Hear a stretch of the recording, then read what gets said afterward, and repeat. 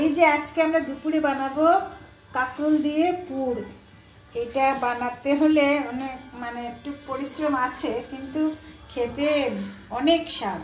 তো আমি এই যে পুরগুলো কাঁকরোলের ভিতরে ভরছি, তারপর ওইটা ভালো করে বেসন দিয়ে বানাবো।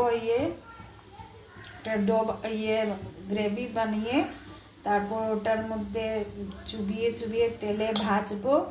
তো আমি দেখাবো, এখন এটা দেখাচ্ছি যে কীভাবে পুরগুলো আমি ভরছি। তারপর ভেজে, তারপর এটা দিয়ে ভেজে আপনারা কারি বানিয়েও খেতে পারবেন, আর এমনিতে খালি খালি ভাজাও খেতে পারবেন। তো ঠিক আছে, যে পুরগুলি ঢুকিয়ে দিয়েছি।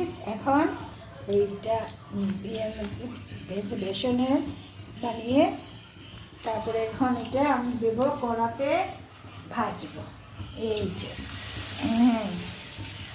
দেখবেন এটা মচমচ করে ভাজা করলে খেতে খুব স্বাদ। একবার আপনারা বানিয়ে খাবেন, দেখবেন অনেক ভালো লাগে। একদম কষ্ট না, কিন্তু খুব ভালো একটা রেসিপি। Thank you.